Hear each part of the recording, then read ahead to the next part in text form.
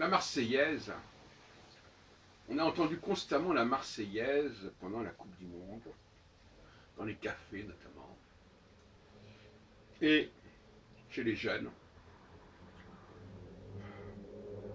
Et ça m'a paru complètement surréaliste. La Marseillaise de Rouget de Lille, que l'on a en France depuis la fin du XVIIIe siècle, sous la Révolution, en rapport avec Marseille d'ailleurs. Et ça fait donc plus de 200 ans qu'on a cette Marseillaise. Et c'est ce que j'appelle les vieux consensus, les consensus desséchés, mais communs à tous, une sorte de ciment. On peut voir ça d'un côté positif, on peut voir ça aussi d'un côté négatif. D'abord parce que c'est un texte anachronique,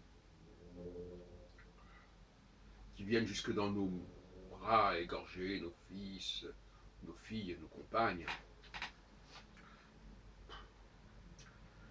Je ne sais même pas si les gens font attention à ce qu'ils lisent.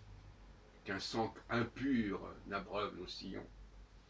Moi, personnellement, j'ai du mal à accepter ces paroles aujourd'hui. C'est délirant. Mais ce qui est le plus problématique, c'est surtout que rien n'a remplacé cette Marseillaise. Que c'est le seul texte qui soit commun à tout un peuple. Encore en 2018. Et il y a là un échec. Un échec de la créativité. Un échec de la néoconsensualité, c'est-à-dire le fait de trouver un nouveau consensus, une nouvelle formulation, un nouveau mot d'ordre, que celui de la période révolutionnaire, où il fallait rejeter l'ennemi envahisseur, etc. Évidemment, quand on voit au football, on peut comprendre que c'est vrai que l'ennemi, n'est-ce pas, c'est l'équipe adverse, etc. Quand je pense que l'autre jour, on nous disait qu'il y avait un rapport entre sport et politique, c'est une vaste plaisanterie.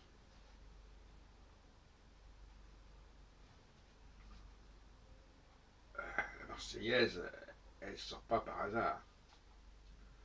Il y a une dimension politique, historique, il y a une volonté nationaliste quelque part. D'ailleurs, ce qui me frappe le plus, c'est que ce mondial de foot est marqué par des affirmations nationalistes très fortes.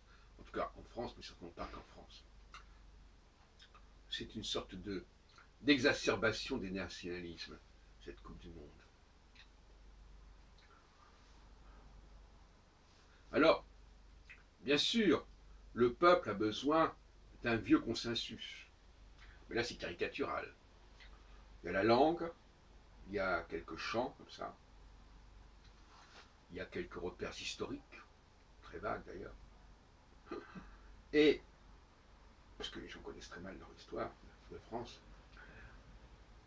Et puis à côté, qu'est-ce qu'il y a? Il y a Macron, et les élections qui ont fait apparaître un nouveau président. Ça, c'est un nouveau consensus, on peut dire, quelque part. Et effectivement, on le voit, ce Macron, pendant la Coupe du Monde aussi, sauter de joie, il y a une photo à ce sujet, lors du premier but contre la Croatie. Donc, ancien consensus, la Marseillaise, nouveau consensus, Macron. Les deux consensus se retrouvant autour de l'équipe de football de la France. Mais le vrai consensus que je recommande, c'est le consensus concernant l'impérialité. C'est mon nouveau cheval de bataille. C'est-à-dire consensus justement concernant la diversité même de l'équipe de France. Diversité raciale notamment, des couleurs. Et ça ne se comprend que si on accepte la grille impériale. Et le problème, c'est que Macron, au lieu de proposer la grille impériale, propose la grille mondialiste. ou la grille européenne. Mais celle que nous vivons réellement, avec l'immigration, etc., c'est la grille impériale, c'est notre empire qui revient vers nous. C'est notre empire qui a été refoulé et qui réapparaît. Et c'est là qu'il faudrait trouver quelque chose, un peu d'ailleurs dans la dynamique du Brexit, par certains côtés, sans aller jusque-là. Savoir des grands empires qui ont une grande histoire impériale, au-delà des mers, interculturelle, interraciale, comme l'Angleterre et la France, on ne peut pas parler des autres. Est-ce qu'ils ne sont pas à l'étroit en Europe? Est-ce que l'Europe n'est pas faite justement plutôt pour des pays qui n'ont pas d'empire? Pas les pays qui sont sur le littoral atlantique, qui sont sur la face à l'Atlantique, mais à partir de l'Allemagne, justement, qui n'a pas eu évidemment de grande... Même de l'Italie, qui n'a pas eu non plus de grande aventure impériale, en tout cas, pas depuis la chute de Rome. Moi, je vois une Europe qui va de Berlin à Budapest, si on veut, ou à Varsovie, ou à Rome. On retrouve l'axe Rome-Berlin, qui serait beaucoup plus logique que l'axe Paris-Berlin. Voilà quelque chose que je voulais signaler. Je trouve que la France a un avenir, a une histoire et un avenir impérial. Et que c'est cela le nouveau consensus. Même si c'est pas un an, même s'il a pu exister, c'est ce consensus qu'il faut réaffirmer et qui est là sans être là, qui est là sans qu'on connaisse la grille correspondante, sans qu'il y ait l'idéologie correspondante. Et c'est là qu'il y a du travail.